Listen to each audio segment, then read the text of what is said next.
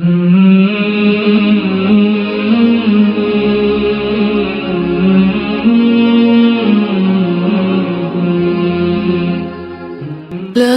إله إلا الله محمد رسول الله.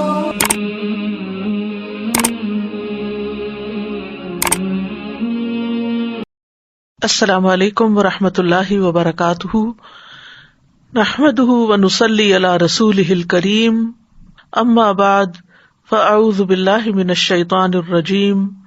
بسم اللہ الرحمن الرحیم. رب اشرح لی صدری ویسر لی امری واحلل عقدۃ من لسانی یفقہوا قولی. ویطعمون الطعام علی حبہ مسکینا ویتیما واسیرا انما نطعمکم لوجہ اللہ لا نرید منکم جزاء ولا شکورا. اور وہ کھانا کھلاتے ہیں اس کی محبت میں مسکین اور یتیم اور قیدی کو، اور کہتے ہیں ہم تو صرف اللہ کے چہرے کی خاطر تمہیں کھلاتے ہیں، نہ تم سے کوئی بدلہ چاہتے ہیں اور نہ شکریہ. دنیا میں دو طرح کے لوگ پائے جاتے ہیں. ایک وہ جو صرف اپنے بارے میں سوچتے ہیں، اپنے مفاد کے سوا کسی اور چیز کی خبر نہیں رکھتے. وہ صرف ان کاموں میں دلچسپی رکھتے ہیں جس میں ان کا کوئی ذاتی فائدہ ہو. ایسے لوگ احساس سے عاری اور بے رحم ہوتے ہیں. دوسری طرف وہ لوگ بھی ہیں جو خود ضرورت مند ہوتے ہوئے بھی دوسروں کی ضرورت پہلے پوری کر دیتے ہیں، اپنی ذات پر دوسروں کو ترجیح دیتے ہیں. دوسروں کو پہنچنے والی تکلیف انہیں گراں گزرتی ہے. اپنے جذبات کے ساتھ دوسروں کے جذبات کا بھی لحاظ رکھتے ہیں. ایسے لوگ اس زمین پر اللہ کی مخلوق کے لیے نعمت ہیں. جب کسی کے اندر حقیقی ایمان پیدا ہو جاتا ہے تو اس کا اظہار اسی شکل میں ہوتا ہے کہ وہ کسی شکریہ اور بدلے کا انتظار کیے بغیر دوسروں کے ساتھ جو بھلائی وہ کر سکتا ہے کر گزرتا ہے. ایسے ہی لوگ اللہ کے محبوب ہیں جو اس سے محبت کرتے ہیں اور اس کی محبت میں ہر پسندیدہ کام کرنے کے لیے تیار ہو جاتے ہیں. ان کی کمائی میں کمزوروں کا حق ہوتا ہے، اور جو دوسروں کے ساتھ بھلائی کرتا ہے وہ یقیناً خیر ہی خیر پاتا ہے. یہ آیات سورۃ الانسان کی ہیں، جس میں آتا ہے کہ ان الابرار یشربون من کأس کان مزاجها کافورا عین یشرب بها عباد اللہ یفجرونها تفجیرا یوفون بالنذر ویخافون یوما کان شرہ مستطیرا ویطعمون الطعام علی حبہ مسکینا ویتیما واسیرا انما نطعمکم لوجہ اللہ لا نرید منکم جزاء ولا شکورا. بے شک نیک لوگ ایسے جام سے پیئیں گے جس میں کافور ملا ہوا ہوگا. وہ ایک چشمہ ہے جس سے اللہ کے بندے پیئیں گے. وہ اسے بہا کر لے جائیں گے، خوب بہا کر لے جانا. جو اپنی نظر پوری کرتے ہیں اور اس دن سے ڈرتے ہیں جس کی مصیبت بہت زیادہ پھیلی ہوئی ہوگی، اور وہ کھانا کھلاتے ہیں اس کی محبت پر مسکین اور یتیم اور قیدی کو، اور کہتے ہیں ہم تو تمہیں صرف اللہ کے چہرے کی خاطر کھلاتے ہیں، نہ تم سے کوئی بدلہ چاہتے ہیں نہ شکریہ. تو یہاں پر ابرار یعنی نیک لوگوں کی کچھ صفات کا ذکر ہو رہا ہے جن کی قیامت کے دن بہترین مہمانی کی جائے گی، کیونکہ دنیا میں وہ اللہ کی محبت کی خاطر لوگوں کی ضروریات کا خیال رکھتے تھے، اللہ سے کیے ہوئے وعدے پورے کرتے تھے، اور آخرت کے اس دن سے ڈرتے تھے جس کا شر ہر طرف پھیلا ہوا ہوگا، جس کی مصیبت ہر طرف عام ہوگی. یہی چیز انہیں ابھارتی تھی کہ وہ اللہ کی محبت میں اللہ کے چہرے کے دیدار کی خاطر ایسے نیک کام کریں کہ جو صرف اور صرف اس کے لیے خالص ہوں، جس میں کسی انسان سے بدلے یا شکریہ کی توقع نہ ہو. تو خاص طور پر یہاں جس آیت کا انتخاب کیا گیا اس کا مطلب یہ ہے، ایک معنی ہے کہ اللہ کی محبت میں، اور دوسرا یہ کہ کھانے کی محبت کے باوجود، یعنی خود انہیں کھانے کی ضرورت ہوتی ہے لیکن خود کھانے کی بجائے وہ دوسروں کو کھلا دیتے ہیں، ان لوگوں کو جو کمانے سے عاجز ہوں اور وہ کسی چیز کے مالک نہ ہوں. اور اس میں کئی لوگ آتے ہیں، یعنی سب سے پہلے تو یطعمون الطعام آتا ہے، یعنی کھانے کی محبت میں کھانے کی خواہش کے باوجود، تھوڑا ہونے کے باوجود اللہ کی محبت کی وجہ سے وہ لوگوں کو کھلاتے ہیں. اور کس کس کو کھلاتے ہیں؟ مسکینن، مسکین کو. مسکین وہ ہوتا ہے جسے دوسرے کی ضرورت ہوتی ہے اور وہ کمانے سے رکا ہوا ہوتا ہے. اور یتیم کو بھی کھلاتے ہیں. یتیم وہ نابالغ بچے ہوتے ہیں جو اپنے والد سے محروم ہو جائیں، یعنی وہ اپنی دیکھ بھال لک آفٹر خود نہیں کر سکتے. اور پھر قیدی کو کھلاتے ہیں. قیدی وہ ہوتا ہے جس کا معاملہ کسی اور کے ہاتھ میں ہوتا ہے. اور یہ سورت مکی سورت ہے جس کی یہ آیات آپ کے سامنے پڑھی گئی ہیں، یہ ساری کی ساری مسلمانوں کی قوت پکڑنے سے پہلے کے دور کی ہیں. اور قیدی کے بارے میں یہ اقوال بھی پائے جاتے ہیں کہ اس سے مراد مسلمان قیدی ہیں، یہ بھی مانا کیا جاتا ہے کہ اس سے مراد غلام ہیں، اور یہ بھی ہے کہ وہ مسلمان جو مشرکین کے قیدی ہیں، یعنی مشرکوں کے پاس قید کر دیے گئے ہیں. اور پھر ایک معنی یہ بھی کیا گیا ہے کہ ناقص العقل قیدی ہیں، یعنی قید ہونے کی وجہ سے وہ خبتی اور مجنون ہو گئے ہیں اور ان کو اپنا بھی ہوش نہیں، لہذا ان کی ضروریات پوری کرتے ہیں. اور اس کے علاوہ آج کل آپ دیکھیں کہ جیسے بہت سے لوگ کرونا وائرس کی وجہ سے آئسولیشن میں ہیں، خصوصاً وہ لوگ جو اس سے افیکٹ ہوئے ہیں، جو بیمار ہیں، جو اپنے آپ کو خود بھی لک آفٹر نہیں کر سکتے اور دوسرے لوگ بھی ان تک نہیں پہنچ سکتے. پھر نہ صرف یہ کہ وہ خود ضرورت مند ہو جاتے ہیں بلکہ ان کے جو متعلقین ہیں، ان کے جو بچے ہیں جن کے وہ ذمہ دار ہیں، وہ بھی شدید ضرورت مند ہو جاتے ہیں. تو قیدی سے مراد صرف وہی شخص نہیں ہو سکتا جو کسی جیل میں پڑا ہوا ہو آج کے دور میں، یا کسی خاص غلامی کا شکار ہو، یا کسی کی گردن پکڑی ہوئی ہو. اس سے مراد وہ لوگ بھی ہو سکتے ہیں کہ جو اس طرح ریسٹرکٹیڈ ہیں کہ جو نہ کما سکتے ہیں، نہ پکا سکتے ہیں، نہ کھلا سکتے ہیں. تو جو بھی ایسے ضرورت مندوں کو کھلائے گا وہ اللہ تعالیٰ کی محبت پائے گا. اور کھانے کا خاص طور پر ذکر کیوں کیا گیا؟ کیونکہ کھانا کھلانا جو ہے وہ کرم نوازی، سخاوت اور ایثار کی علامت ہے کہ کسی شخص کے اندر قربانی کا جذبہ پایا جاتا ہے کہ وہ اپنی محبوب چیز کو دوسرے کو دیتا ہے. اور پھر یہاں پر ان کا جو کہنا ہے انما نطعمکم لوجہ اللہ، کہ ہم تو تمہیں صرف لوجہ اللہ کھلاتے ہیں، اللہ کے چہرے کی خاطر. اس سے پتہ چلتا ہے کہ ان کے اندر کتنا شدید اخلاص ہے کہ وہ دنیا کا کوئی صلہ اور کوئی بدلہ، حتیٰ کہ شکریہ کے الفاظ بھی نہیں چاہتے، بلکہ اللہ سبحانہ تعالیٰ کی محبت چاہتے ہیں، اللہ کی رضا چاہتے ہیں، قیامت کے دن اللہ تعالیٰ کا دیدار چاہتے ہیں. لا نرید منکم جزاء ولا شکورا، ہم تم سے کوئی بدلہ اور شکریہ نہیں چاہتے. مطلب یہ ہے کہ ہم تو اللہ سے بدلہ چاہتے ہیں، کیونکہ اللہ تعالیٰ جو بدلہ دے سکتا ہے وہ بدلہ تو کوئی اور دے ہی نہیں سکتا.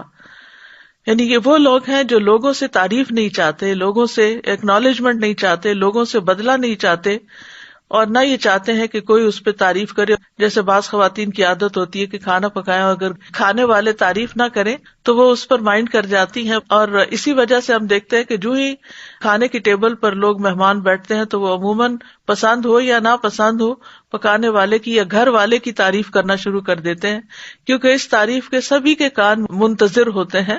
لیکن جو خالص لوجہ اللہ کہلاتا ہے اس کو اس تعریف سے بھی گھبراہٹ ہوتی ہے، وہ تعریف بھی نہیں چاہتا، کیونکہ جو اللہ کے مخلص بندے ہوتے ہیں وہ اللہ کے علاوہ کسی اور کی قدردانی کے محتاج نہیں ہوتے، اور یہی ان کے اخلاص کی سچائی ہوتی ہے. اور اسی طرح وہ یہ بھی نہیں کہتے کہ آپ ہمارے لیے دعا کریں، کیونکہ دعا بھی احسان کے بدلے کی ایک قسم ہے، لیکن اس کا یہ مطلب نہیں کہ تعریف کرنی نہیں چاہیے یا شکریہ ادا نہیں کرنا چاہیے یا یہ کہ دعا نہیں دینی چاہیے.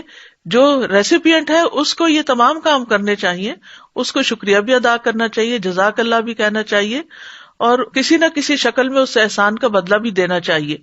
لیکن اگر کوئی نہ دے سکتا ہو تو پھر اس پر کوئی حرف نہیں. تو اللہ سبحانہ تعالیٰ ان کے دلوں کے حال کی تعریف کر رہے ہیں، یعنی صرف ان کی تعریف نہیں بلکہ ان کے دلوں کا حال بیان کر رہے ہیں کہ ان کے دل میں کیا ہے، کہ انما نطعمکم لوجہ اللہ.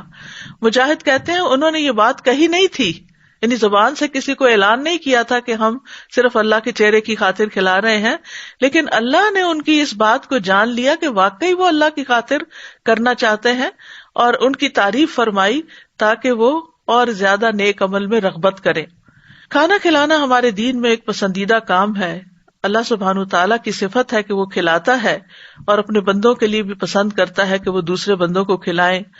قرآن مجید میں آتا ہے قل اغیر اللہ اتخذ ولیا فاطر السماوات والارض وہو یطعم ولا یطعم، کہہ دیجئے کیا میں اللہ کے سوا کوئی اور دوست بناؤں جو آسمانوں اور زمین کو پیدا کرنے والا ہے، حالانکہ وہ کھلاتا ہے اور اسے کھلایا نہیں جاتا۔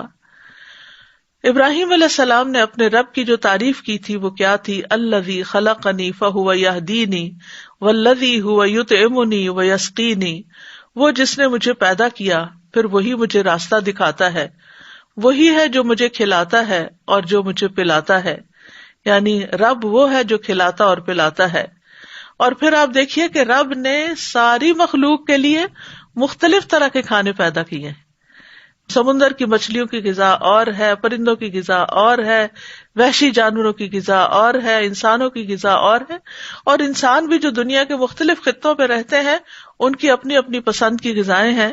اسی لیے اللہ تعالیٰ نے فوڈ میں زبردست ویرائٹی پیدا کی ہے، اور اللہ تعالیٰ فرماتے ہیں کہ انسان اپنے کھانے پینے کی چیزوں پر غور و فکر بھی کرے۔ فَلْيَنظُرِ الْإِنسَانُ إِلَىٰ طَعَامِهِ أَنَّا صَبَبْنَا الْمَاءَ صَبًّا ثُمَّ شَقَقْنَا الْأَرْضَ شَقًّا فَأَنبَتْنَا فِيهَا حَبًّا وَعِنَبًا وَقَضْبًا وَزَيْتُونًا وَنَخْلًا وَحَدَائِقَ غُلْبًا وَفَاكِهَةً وَأَبًّا مَتَاعًا لَكُمْ وَلِأَنْعَامِكُمْ۔ انسان کو چاہیے کہ وہ اپنے کھانے کی طرف دیکھے۔ ہم نے ہی اوپر سے پانی برسایا، یعنی کیسے انتظام کیا، پھر عجیب طرح سے زمین کو پھاڑا تو اس میں سے ہم نے اناج اگایا اور انگور اور ترکاریاں اور زیتون اور کھجور اور گھنے باغات اور پھل اور چارہ بھی اگایا۔ یہ سب کچھ تمہارے اور تمہارے مویشیوں کے لیے زندگی کا سامان ہے، کیونکہ کھانا اس لیے بھی بڑا عام ہے کہ اس پر انسان کی زندگی قائم ہے۔ انسان نہ کھائے، بھوکا رہے تو بھوک سے موت بھی واقع ہو سکتی ہے۔ پھر اسی طرح اللہ سبحانہ تعالیٰ نے مختلف طرح کی غذائیں ہمیں فراہم کی اور دوسروں کو کھلانے کا بھی حکم دیا۔ وہی تو ہے جس نے دونوں طرح کے باغات پیدا کیے، ایک وہ جن کی بیلیں چھپروں پہ چڑھائی جاتی ہیں، دوسرے وہ درخت جو خود اپنے تنے پہ کھڑے ہوتے ہیں۔ نیز کھجوریں اور کھیتیاں پیدا کی جن سے کئی طرح کے معقولات حاصل ہوتے ہیں۔ نیز اس نے زیتون اور انار پیدا کیے جن کے پھل اور مزے ملتے جلتے بھی ہوتے ہیں اور مختلف بھی۔ جب یہ درخت پھل لائیں تو ان سے خود بھی کھاؤ، اور فصل اٹھاتے وقت ان میں سے اللہ کا حق بھی ادا کرو، یعنی دوسروں کو بھی کھلاؤ، اور بے جا خرچ نہ کرو کیونکہ اللہ اسراف کرنے والوں کو پسند نہیں کرتا۔ زکوٰۃ اور فطرانے کی ادائیگی میں بھی کھانا کھلانے کو مد نظر رکھا گیا، اور اسی طرح کفاروں میں بھی کھانا کھلانے کو فرض کیا گیا۔ قتل کا کفارہ ہو، زہار کا کفارہ ہو، رمضان میں دن میں جماع کا کفارہ ہو، اور اسی طرح شکار کرنا جہاں ناجائز ہو وہاں اگر انسان شکار کر لے اور اس جیسا جانور نہ ملے تو اس کی قیمت کے ساتھ مساکین کے لیے کھانا خریدا جائے گا، اور قسم کے کفاروں میں بھی 10 بندوں کو کھانا کھلایا جائے گا۔ احرام کی پابندیوں میں سے کسی پابندی کو توڑنے کی صورت میں فدیہ 6 مسکین کا کھانا بھی ہوتا ہے۔ پھر راجح رائے یہی ہے کہ فطرانہ جو ہے وہ پیسے دینے کی بجائے کھانا دیا جائے مساکین کو۔ ہاں اگر ایسی جگہ ہو کہ جہاں کوئی مسکین نہ ہو تو اس صورت میں کسی دوسری جگہ پیسے بھی بھیجے جا سکتے ہیں، لیکن اس سے بھی بہتر یہی ہے کہ ان کو کھانا خرید کر دیا جائے۔ اسی طرح قربانی کے جانور جو ہیں ان میں بھی دوسروں کو کھلانے کا حکم ہے۔ وَكُلُوا مِنْهَا وَأَطْعِمُوا الْبَائِسَ الْفَقِيرَ، سو ان قربانی کے جانوروں کی جب تم قربانی کرو تو پھر ان میں سے خود بھی کھاؤ اور تنگ دست محتاج کو بھی کھلاؤ۔ ایک دوسری آیت میں آتا ہے فَكُلُوا مِنْهَا وَأَطْعِمُوا الْقَانِعَ وَالْمُعْتَرَّ، تو ان میں سے خود بھی کھاؤ اور قناعت کرنے والے کو بھی کھلاؤ اور مانگنے والے کو بھی کھلاؤ۔ پھر اسی طرح حج کی نیکی کیا ہے؟ آپ صلی اللہ علیہ وسلم نے فرمایا بر الحج اطعام الطعام و طیب الکلام، حج مبرور وہ ہے جس میں کھانا کھلایا جائے، یعنی صرف اپنے کھانے کی فکر نہ کی جائے، اپنے آس پاس کے ساتھیوں کو بھی کھلایا جائے اور اچھی گفتگو کی جائے، کیونکہ وہاں ظاہر ہے کہ مشقت کا سفر ہے تو پھر انسان بعض اوقات اریٹیٹ ہو کر دوسرے پہ غصے کا اظہار بھی کر دیتا ہے، تو اس سے بچا جائے۔ پھر اسی طرح قیامت کے دن اصحاب الیمین جو دائیں ہاتھ والے ہیں ان کی جو صفت قرآن مجید میں بتائی گئی ہے وہ کیا ہے؟ فَلَقْتَحَمَ الْعَقَبَةَ وَمَا أَدْرَاكَ مَا الْعَقَبَةُ فَكُّ رَقَبَةٍ او اطعام فی یوم ذی مسغبہ یتیما ذا مقربہ او مسکینا ذا متربہ ثم کان من الذین آمنوا وتواصوا بالصبر وتواصوا بالمرحمہ اولئک اصحاب المیمنہ۔ پھر بھی وہ مشکل گھاٹی میں نہ گھسا، اور تجھے کس چیز نے معلوم کرایا کہ وہ مشکل گھاٹی کیا ہے؟ وہ گردن چھڑانا ہے، یعنی کسی قیدی کو آزاد کرانا ہے، یا کسی بھوک والے دن میں کھانا کھلانا ہے، کسی قرابت والے یتیم کو یا مٹی میں ملے ہوئے مسکین کو، پھر یہ ہو کہ وہ ان لوگوں میں سے ہو جو ایمان لائے اور جنہوں نے ایک دوسرے کو صبر کی وصیت کی اور ایک دوسرے کو رحم کرنے کی وصیت کی، یہی لوگ دائیں ہاتھ والے ہیں۔ ایمان اور مسکین کو کھانا کھلانے کا باہم گہرا تعلق ہے، کیونکہ ایمان والے مساکین کو کھانا کھلاتے ہیں، جبکہ جو ایمان نہیں رکھتے وہ مسکین کو کھانا کھلانے کی ترغیب نہیں دیتے۔ انہ کان لا یؤمن باللہ العظیم ولا یحض علی طعام المسکین، بلا شبہ وہ عظمت والے اللہ پر ایمان نہیں رکھتا تھا، یہ جہنم میں جانے والوں کی خصوصیت بتائی گئی ہے، اور نہ مسکین کو کھانا کھلانے کی ترغیب دیتا تھا۔ ارأیت الذی یکذب بالدین، کیا آپ نے دیکھا اس شخص کو جو دین کو جھٹلاتا نہیں، جس کا ایمان کوئی نہیں؟ فذلک الذی یدعو الیتیم، یہ وہ شخص ہے جو یتیم کو دھکے دیتا ہے، ولا یحض علی طعام المسکین، اور مسکین کو کھانا کھلانے کی ترغیب نہیں دیتا۔ ابو درداء اپنی بیوی کو مساکین کی وجہ سے زیادہ شوربہ بنانے کی ترغیب دیتے تھے۔ وہ کہتے تھے ہم نے ایمان لانے کے ساتھ آدھی زنجیر اتار پھینکی ہے، یعنی جہنم والوں کو جس زنجیر میں جکڑا جائے گا، کیا ہم باقی آدھی بھی نہ اتار پھینکیں؟ اور یہ بات انہوں نے اسی آیت سے اخذ کی تھی کہ باقی کھانا کھلا کے اس زنجیر کو نکلوا دیں۔ عمر رضی اللہ عنہ سے روایت ہے کہ رسول اللہ صلی اللہ علیہ وسلم نے فرمایا، افضل اعمال مومن کو خوشی دینا ہے، تم اس کے سطر کو ڈھانپ دو، یعنی اسے کوئی کپڑا پہناؤ، یا اس کی بھوک کو سیر کر دو، یا اس کی ضرورت پوری کر دو۔ اب پچھلی باتیں تو مساکین، یتیموں وغیرہ کے لیے تھی، لیکن اب کسی بھی مومن کے ساتھ کوئی اچھا معاملہ کرنا اس میں آ جاتا ہے، حتیٰ کہ اپنے گھر والوں کے ساتھ بھی۔ اور خواتین اس لحاظ سے بہت خوش قسمت ہیں کہ ان کے ہاتھوں کھانا پکتا ہے اور ان کے بچے کھاتے ہیں، یہ بہت بڑی نیکی ہے۔ یعنی مردوں کے لیے تو باہر جا کے جہاد کرنا اور بڑے بڑے کام کرنا ہے، لیکن خواتین اگر صبر کے ساتھ، خوشی کے ساتھ اپنے گھر میں خود اپنے ہاتھوں سے کھانا پکا کر خود بھی کھاتی ہیں، بچوں کو بھی کھلاتی ہیں، ہمسایہ کو بھی خیال کرتی ہیں، عزیز و رشتہ داروں کا بھی خیال کرتی ہیں، تو یہ ان کے حق میں بھی بہت بڑی نیکی ہے، کیونکہ یہ افضل اعمال میں سے ہے۔ مومن کو خوشی دینا، اس کے سطر کو ڈھانپنا اور اس کی بھوک دور کرنا یا اس کی کوئی ضرورت پوری کرنا۔ مناوی کہتے ہیں کہ تم میں سب سے بہترین لوگ وہ ہیں جو اپنے بھائیوں، اپنے پڑوسیوں، اپنے فقراء اور مساکین کو کھانا کھلاتے ہیں، کیونکہ جسم کا دار و مدار کھانے پر ہے اور اس میں ہر جاندار چیز کی زندگی ہے۔ اسی طرح بھوکے کو کھانا کھلانے کا حکم ہے۔ نبی صلی اللہ علیہ وسلم نے فرمایا، بھوکے کو کھانا کھلاؤ، بیمار کی تیمارداری کرو اور قیدی کو رہائی دلاؤ۔ ایک اور جگہ پر بھی محبوب اعمال کا جو ذکر آیا، اس میں ابن عمر کہتے ہیں کہ ایک آدمی نبی صلی اللہ علیہ وسلم کے پاس آیا اور کہا، اے اللہ کے رسول، کون سے لوگ اللہ کو زیادہ محبوب ہیں اور کون سے اعمال اللہ کو زیادہ پسند ہیں؟ تو رسول اللہ صلی اللہ علیہ وسلم نے فرمایا، وہ لوگ اللہ کو زیادہ محبوب ہیں جو دوسرے لوگوں کے لیے سب سے زیادہ فائدہ مند ہو، یعنی جو دوسروں کو فائدہ پہنچائیں۔ اور اللہ عز و جل کے نزدیک سب سے زیادہ پسندیدہ اعمال یہ ہے، کسی مسلمان کو خوش کرنا، یا کسی کی تکلیف دور کر دینا، یا اس کا قرضہ ادا کر دینا اور اس سے بھوک کو دور کر دینا، یعنی کھانا کھلانا۔ اسی طرح ایک اور جگہ پر بہترین لوگوں کے بارے میں آتا ہے۔ حمزہ بن صہیب اپنے والد سے روایت کرتے ہیں کہ عمر رضی اللہ عنہ نے صہیب سے کہا، تم اچھے آدمی ہو، کاش 3 صفات تم میں نہ ہوتی۔ صہیب نے کہا، وہ کون سی ہیں؟ عمر رضی اللہ عنہ نے کہا، تم نے کنیت رکھی ہوئی حالانکہ تمہاری اولاد نہیں، تم عرب کی طرف منسوب ہو حالانکہ تم رومی ہو، تم کھانا کھلانے میں اسراف سے کام لیتے ہو۔ صہیب نے کہا، آپ کا یہ اعتراض کہ میں نے کنیت رکھی ہوئی حالانکہ میرا کوئی لڑکا نہیں، تو اس کا جواب یہ ہے کہ رسول اللہ صلی اللہ علیہ وسلم نے خود میری کنیت ابو یحییٰ رکھی تھی۔ آپ کا دوسرا اعتراض کہ میں نے اپنے آپ کو عربوں کی طرف منسوب کر رکھا ہے حالانکہ میں ان میں سے نہیں، رومی ہوں، تو اس کا جواب یہ ہے کہ میں قبیلہ نمر بن قاصد سے ہوں، رومیوں نے مجھے موصل سے قید کر لیا تھا، میں اس وقت نوجوان تھا اور اپنا نسب پہچانتا تھا۔ اور آپ کا یہ اعتراض کہ میں کھانا کھلانے میں اسراف کرتا ہوں، یعنی کھانا زیادہ کھلاتا ہوں، تو میں نے خود رسول اللہ صلی اللہ علیہ وسلم کو فرماتے ہوئے سنا، تم میں سے بہترین شخص وہ ہے جو کھانا کھلائے۔ پھر اسی طرح ہر جگر والے کو کھلانے پلانے پہ اجر، چاہے وہ انسان ہو، چاہے وہ حیوان ہو، کوئی بھی مخلوق ہو۔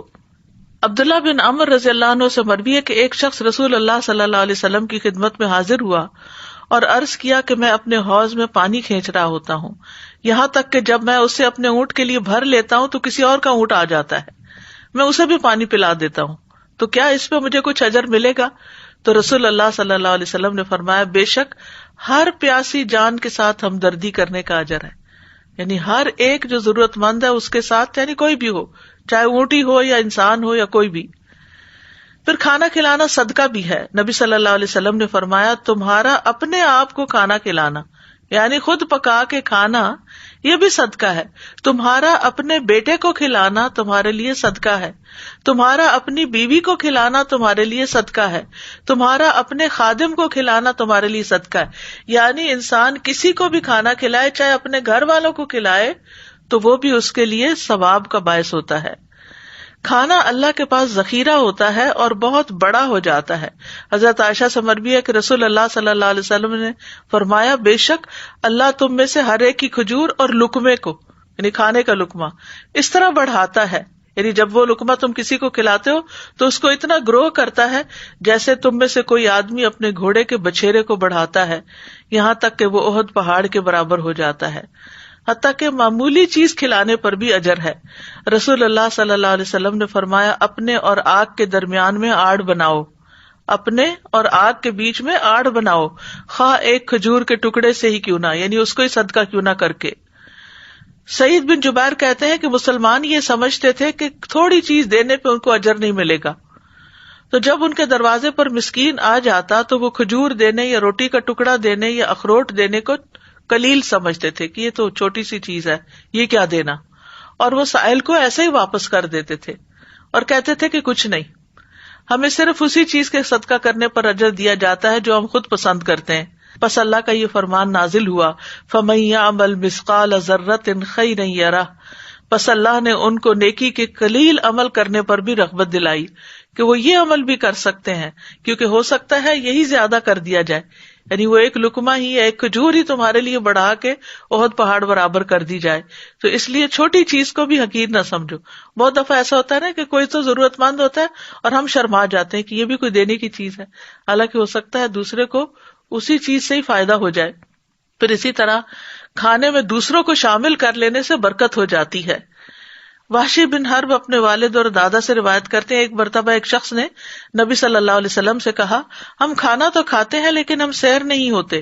آپ نے فرمایا، شاید تم الگ الگ کھاتے ہو، اپنے کھانے پہ جمع ہو جایا کرو، یعنی اکٹھے بیٹھ کے کھایا کرو، اور کھانے کے وقت اللہ کا نام لیا کرو، وہ تمہارے لیے اس کھانے میں برکت ڈال دے گا، یعنی بسم اللہ پڑھ کے کھاؤ تو تھوڑا بھی پورا ہو جائے گا۔ حسن بن علی سے مروی ہے کہ بھلائی اس گھر کی طرف سب سے تیزی سے جاتی ہے جس میں کھانا کھلایا جاتا ہے، یعنی اس گھر میں خیر و برکت ہو جاتی ہے جس میں کھانا کھلایا جاتا ہے، چھری سے لے کر اونٹ کی کوہان تک، یعنی ہر طرف بھلائی اور خیر نازل ہوتی ہے۔ چھری سب سے چھوٹی چیز ہے اور اونٹ کی کوہان سب سے اونچی چیز ہے، چھری میں بھی برکت اور اونٹ کی کوہان میں بھی برکت۔ پھر اسی طرح یہ ہے کہ کھانے میں پڑوسی کو شامل کرنا چاہیے۔ ابو ذر سے مروی ہے، وہ کہتے ہیں، مجھے میرے خلیل نے 3 باتوں کی وصیت فرمائی کہ بات سنو اور اطاعت کرو اگرچہ کٹے ہوئے اعضاء والا غلام حکمران کیوں نہ ہو۔ نمبر 2، جب سالن بناؤ تو اس کا پانی بڑھا لیا کرو، پھر اپنے ہمسائے میں رہنے والوں کو دیکھو اور بھلے طریقے سے ان تک پہنچاؤ۔ نمبر 3، اور نماز وقت پر ادا کرو، اور اگر امام کو پاؤ کہ وہ نماز پڑھ چکا ہے تو تمہاری ہو ہی چکی، ورنہ اس کے ساتھ پڑھ لو تو یہ نفلی ہو جائے گی، یعنی جس نے نماز پڑھ بھی لی ہے کوئی پیچھے سے اور آتا ہے تو اس کے ساتھ بھی کھڑے ہو جاؤ، تمہارے نفل ہو جائیں گے۔ پھر پڑوسی کو چھوڑ کر خود سیراب نہ ہو۔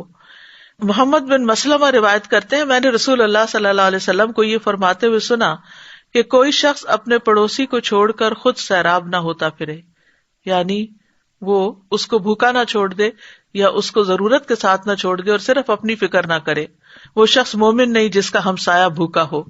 اور کبھی یہ بھی کرنا چاہیے کہ خود بھوکے رہ کے دوسروں کا پیٹ بھرا جائے، یعنی ہم عام طور پر سمجھتے کہ کھلائے اس وقت جب ہمارے پاس ایکسٹرا ہو کہ ہم دے سکیں، لیکن کبھی ایسا بھی ہوتا ہے کہ آپ کے پاس ایکسٹرا نہیں ہوتا، وہی ہوتا ہے جو آپ نے خود بھی کھانا ہوتا ہے، اس کو بھی آپ دوسروں کو کھلا سکتے ہیں۔ جس کا مشہور واقعہ وہ اس صحابی کا ہے کہ جب نبی صلی اللہ علیہ وسلم کے پاس ایک مہمان آیا تو آپ نے سب ازواج کے پاس کہلا کے بھیجا کہ کون اس کو کھانا کھلائے گا، تو کسی گھر سے کچھ بھی نہ نکلا.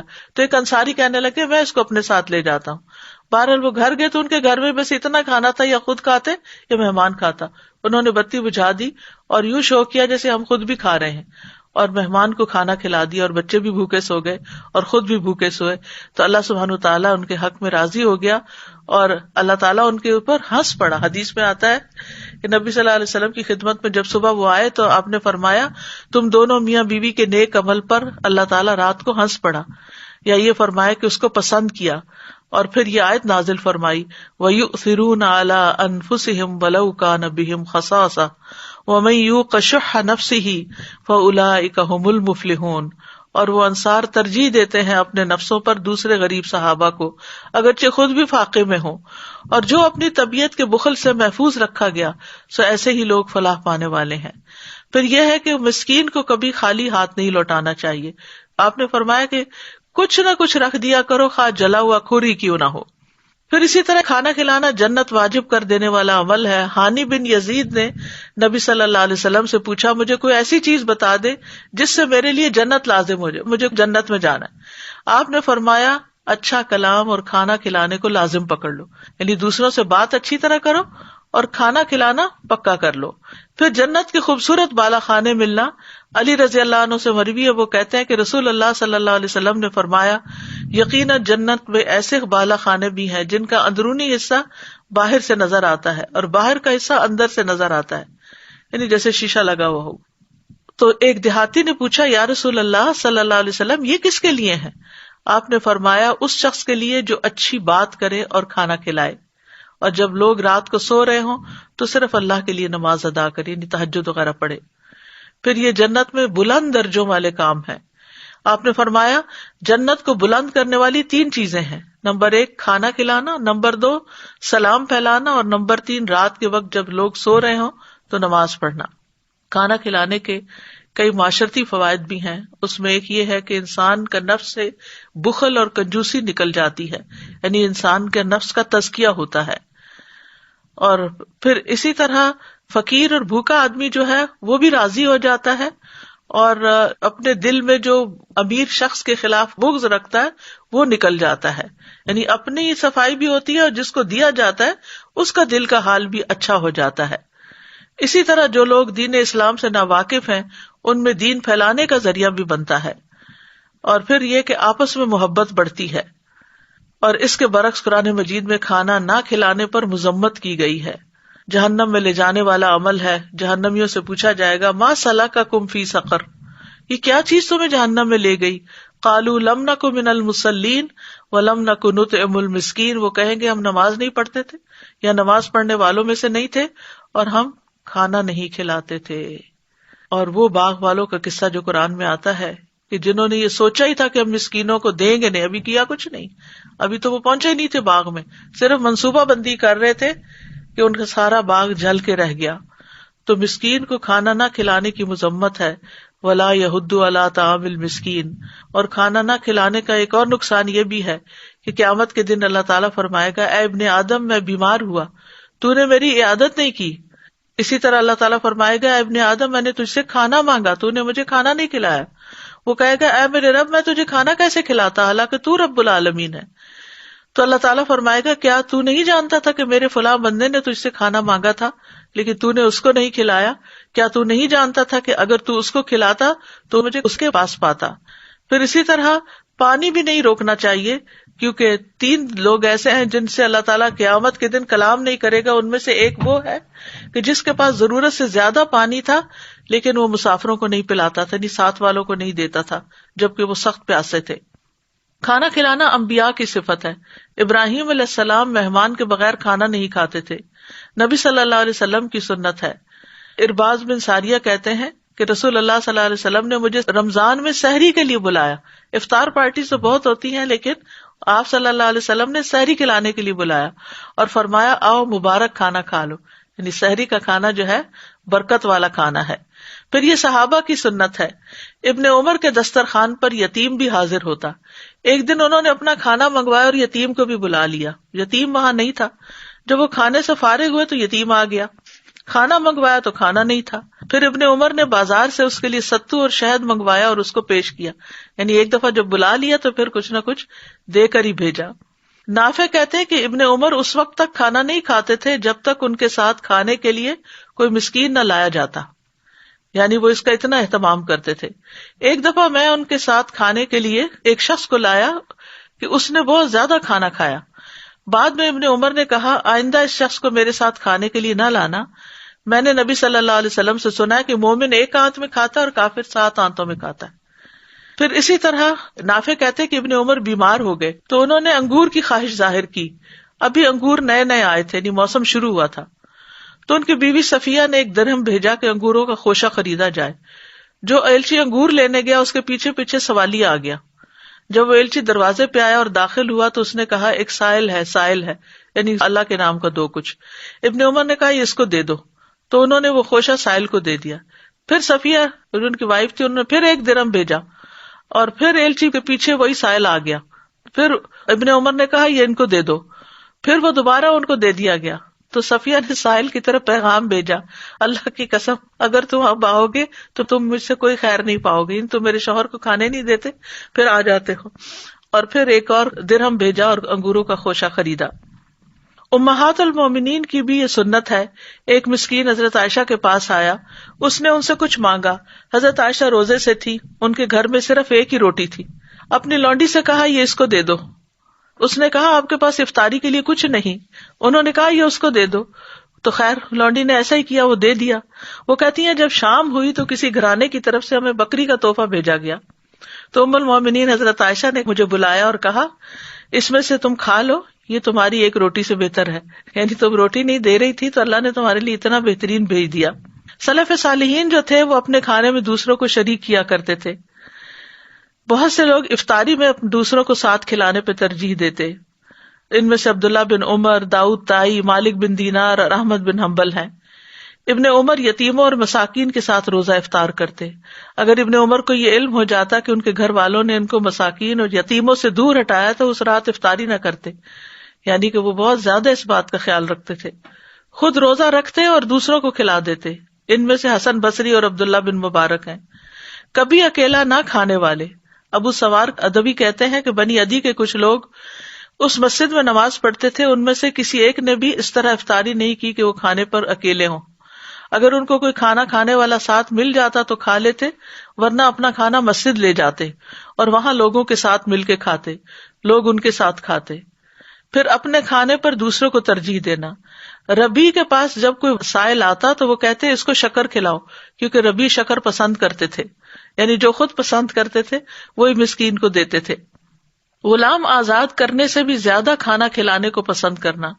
بعض سلف صالحین کہتے ہیں کہ میں اپنے ساتھیوں میں سے 10 ساتھیوں کو دعوت دوں اور ان کو ایسا کھانا کھلا دوں جسے وہ پسند کرتے ہوں تو یہ مجھے اسماعیل علیہ السلام کی اولاد میں سے 10 غلام آزاد کرنے سے زیادہ محبوب ہے. دنیا کی ہر چیز سے زیادہ اپنے بھائی کو کھانا کھلانا پسند کرنا. ابو سلیمان دارانی کہتے ہیں اگر پوری دنیا میں سے مجھے صرف ایک لقمہ ملے پھر میرا بھائی آ جائے تو میں یہی پسند کروں گا کہ میں یہ لقمہ اس کے منہ میں ڈال دوں. پھر گھر آنے والے مہمان کو بہترین چیز پیش کرنا. ابو خلدہ کہتے ہیں میں اور عبداللہ بن عوم محمد بن سیرین کے پاس گئے تو انہوں نے ہمیں مرحبا کہا اور وہ کہنے لگے مجھے سمجھ نہیں آ رہی کہ میں تمہیں کیا تحفہ دوں. تم میں سے ہر ایک کے گھر میں روٹی اور گوشت کھایا جاتا ہے، لیکن میں تمہیں ایسا کھانا کھلاؤں گا جس کے بارے میں میرا خیال ہے کہ وہ تمہارے گھر میں نہیں کھایا جاتا. تو وہ شہدہ لے کر آئے جو کہ شیری کی طرح کچھ میٹھی چیز تھی. وہ اسے چھری سے کاٹتے تھے اور ہمیں کھلاتے تھے. یعنی وہ چیز کھلانا کہ جو دوسرے نہیں کھاتے ہوں. بعض اوقات ایسا ہوتا ہے نا کہ روزمرہ کا نارمل کھانا تو ہر کوئی کھا رہا ہوتا ہے. پھر اپنی پسند کا کھانا بنا کر دوسروں کو کھلا دینا.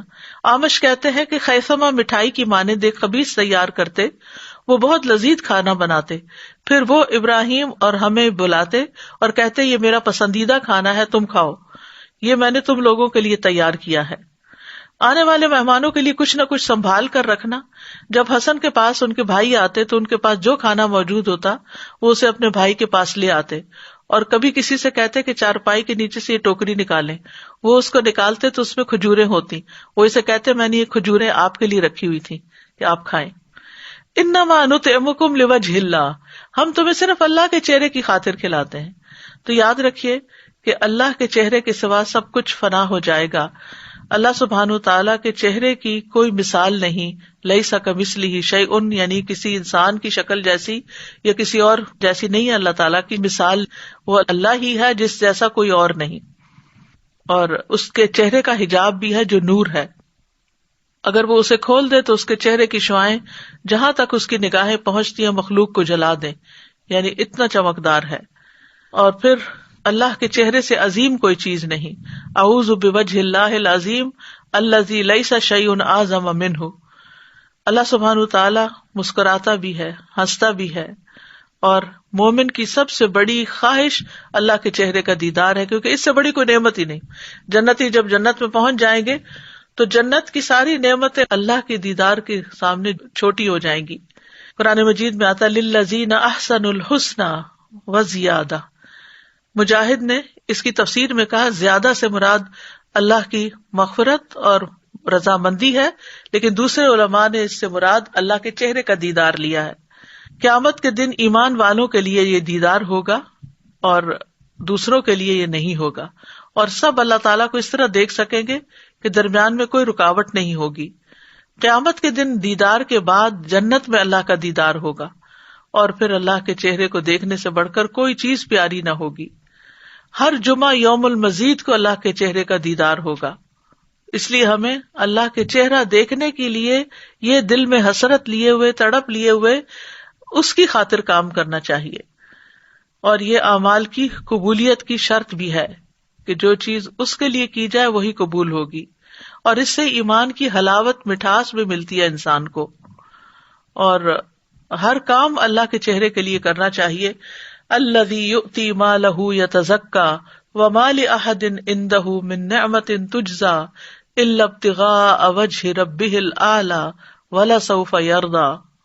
جو اپنا مال اس لیے دیتا ہے کہ پاک ہو جائے، حالانکہ اس کے ہاں کسی کا کوئی احسان نہیں کہ اس کا بدلہ دیا جائے، مگر وہ تو صرف اپنے رب کا چہرہ طلب کرنے کے لیے دیتا ہے جو سب سے بلند ہے، اور ان قریب وہ راضی ہو جائے گا. یعنی جو اللہ کے چہرے کی خاطر کوئی نیک کام کرے گا اللہ اس سے راضی ہو جائے گا. اس لیے نماز ہو یا روزہ ہو یا زکوٰۃ ہو یا صدقات ہو، کچھ بھی خرچ کریں یہ سب اللہ کے چہرے کی خاطر ہونا چاہیے.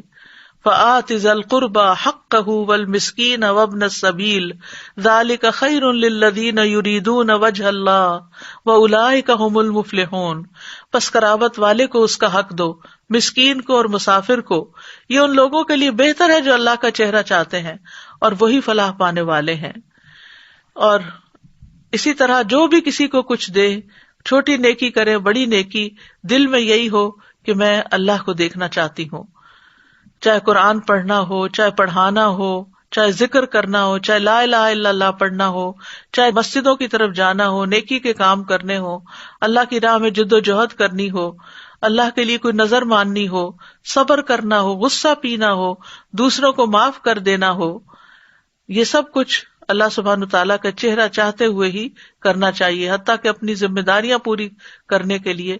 اسی طرح اگر کوئی سوال کرے تو وہ بھی اللہ کے چہرے کا واسطہ دے کر جو سوال کرے اس کو دینا بھی چاہیے. یعنی کہ مانگنے والے کو اگر کوئی اللہ کے نام سے یا اللہ کے چہرے کی خاطر مانگے کہ اللہ تمہیں اپنا چہرہ دکھائے تو اس سوالی کو رد نہیں کرنا چاہیے. آپ نے فرمایا جو تم سے اللہ کے نام پر پناہ طلب کرے اس کو پناہ دو، اور جو تم سے اللہ کے چہرے کے واسطے سے سوال کرے اس کو بھی دو. اور ہمیں دعا بھی مانگنی چاہیے اللہ سے کہ اللہ ہمیں اپنا دیدار عطا کر.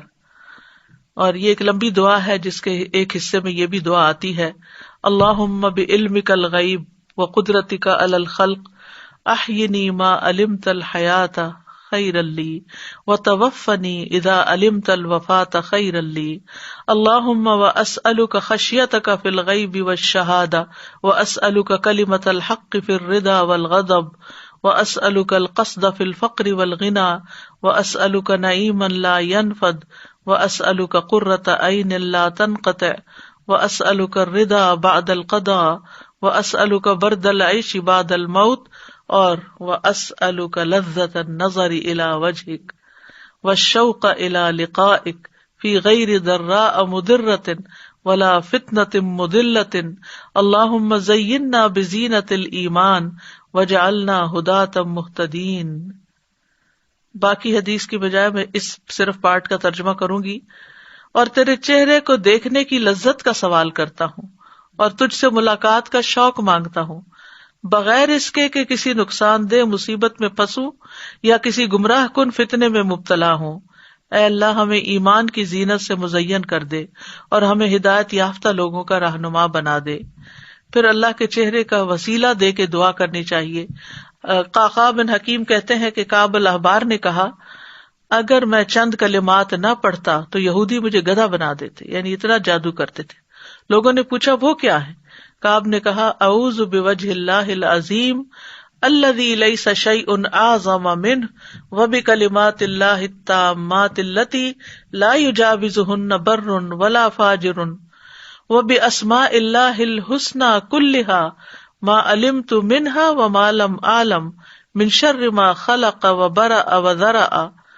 میں اللہ کے عظیم چہرے کی پناہ مانگتا ہوں جس سے عظیم کوئی اور چیز نہیں، اور اس کے مکمل کلمات کے ساتھ پناہ چاہتا ہوں جس سے کوئی نیک یا بد آگے نہیں بڑھ سکتا، اور اللہ کے تمام اسماء حسنی کے ساتھ پناہ چاہتا ہوں جن کو میں جانتا ہوں اور جن کو میں نہیں جانتا، اور اس چیز کے شر سے جس کو اللہ نے بنایا، پیدا کیا اور پھیلا دیا.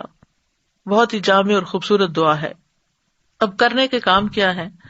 کرنے کے کام یہ ہے کہ ہم جو کام بھی کریں اللہ کے چہرے کی خاطر کریں، اور خاص طور پر کسی کی ضرورت پوری کرنا، چاہے وہ کھانا کھلا کے ہو، چاہے وہ کپڑا پہنا کے ہو، چاہے وہ کسی اور شکل میں ہو، کیونکہ اللہ ہی سب سے بڑھ کر ریوارڈ دینے والا ہے، اس کا بدلہ دینے والا ہے. کیونکہ کھانا پکانا، کھانا کمانا یہ کوئی آسان کام نہیں ہے. انسان کا خون پسینہ ایک ہوتا ہے، تو جو شخص محنت مشقت کر کے تکلیف اٹھا کے یہ کام کرتا ہے اور وہ اللہ کی خاطر کرے تو اس کو اس کا اجر ملتا ہے. بعض لوگ بندوں کی تعریف کی خاطر جب کرتے ہیں اور بندے تعریف نہیں کرتے تو وہ سخت فرسٹریشن کا شکار ہوتے ہیں. تو اس لیے اگر انسان کو یہ پتا ہو کہ میرے رب نے دیکھ لیا، میرے رب نے قدردانی کی، تو یہ چیز اس کے دل میں خوشی بھر دیتی ہے. پھر یہ ہے کہ ہر چیز میں اپنا چہرہ اللہ ہی کی طرف کرنا چاہیے. رسول اللہ صلی اللہ علیہ وسلم نے فرمایا اسلام کی تعریف یہ ہے کہ تم اپنے چہرے کو اللہ کے سپرد کر دو، اور پھر بہترین دین اس کا ہے وَمَنْ أَحْسَنُ دِينًا مِمَّنْ أَسْلَمَ وَجْهَهُ لِلَّهِ وَهُوَ مُحْسِنٌ وَاتَّبَعَ مِلَّةَ إِبْرَاهِيمَ حَنِيفًا وَاتَّخَذَ اللَّهُ إِبْرَاهِيمَ خَلِيلًا. اور اس شخص سے کس کا دین بہتر ہو سکتا ہے جس نے اللہ کے سامنے اپنا سر تسلیم خم کر دیا اور وہ احسان کرنے والا بھی ہو اور یکسو ہو جانے والے ابراہیم کے طریقے کی پیروی کر رہا ہو، اس ابراہیم کی جسے اللہ نے اپنا مخلص دوست بنا لیا تھا. پھر یہ کہ اسی کی خاطر اپنی زندگی گزارنی چاہیے، ایسے لوگوں کے ساتھ مل کے جڑ کے رہنا چاہیے. وَاصْبِرْ نَفْسَكَ مَعَ الَّذِينَ يَدْعُونَ رَبَّهُمْ بِالْغَدَاةِ وَالْعَشِيِّ يُرِيدُونَ وَجْهَهُ، اور اپنے آپ کو ان لوگوں کے ساتھ باندھے رکھو جو اپنے رب کو پہلے اور پچھلے پیر پکارتے ہیں، اس کا چہرہ چاہتے ہیں، اور تیری آنکھیں ان سے آگے نہ بڑھیں کہ تو دنیا کی زندگی کی زینت چاہتا ہو. اور اس شخص کا کہنا مت مان جس کے دل کو ہم نے اپنی یاد سے غافل کر دیا اور وہ اپنی خواہش کے پیچھے چلا، تو اس کا کام ہمیشہ حد سے بڑا ہوا ہے. پھر یہ ہے کہ نماز میں، دعا میں یکسوئی اختیار کرنی چاہیے. قربانی کے وقت اپنا رخ اللہ کی طرف کر لینا چاہیے. اور پھر جھگڑوں کے وقت بھی انسان جھگڑوں میں پڑنے کی بجائے اپنا معاملہ اللہ کے سپرد کر کے اپنا رخ پھیر لیں. پھر اللہ کے عذاب سے بچنے کے لیے اللہ کے چہرے کی پناہ مانگنی چاہیے. پھر سوتے ہوئے اپنا چہرہ اللہ کے سپرد کر دینا چاہیے. اللہم اسلمت وجہی الیک وفوضت امری الیک والجأت ظہری الیک رغبتا ورہبتا الیک لا ملجأ ولا منجا منک الا الیک آمنت بکتابک الذی انزلتہ وبنبیک الذی ارسلتہ. اے اللہ میں نے اپنا چہرہ تیرے سپرد کر دیا، اپنا معاملہ تجھے سونپ دیا. میں نے تیرے ثواب کی توقع اور تیرے عذاب کے ڈر سے تجھی کو پشت پناہ بنا لیا. تجھ سے بھاگ کر کہیں اور پناہ اور نجات کی جگہ نہیں مگر تیرے ہی پاس. اے اللہ جو کتاب تو نے نازل کی میں اس پر ایمان لایا، جو نبی تو نے بھیجا میں اس پر ایمان لایا. تو اگر تم اس حالت میں مر گئے، یعنی اس ایمان اور اس رغبت کے ساتھ، فرمایا تم فطرت پر مرو گے، اور اس کو باقی سب دعاؤں کے آخر میں پڑھو. تو اس سے یہ پتہ چلتا ہے کہ نبی صلی اللہ علیہ وسلم نے بعض اوقات احادیث کی ترتیب بھی بتائی. اللہ سبحانہ وتعالی ہمیں عمل کی توفیق عطا فرمائے. وآخر دعوانا ان الحمد للہ رب العالمین. سبحانک اللہم وبحمدک اشہد ان لا الہ الا انت استغفرک واتوب الیک. السلام علیکم ورحمۃ اللہ وبرکاتہ.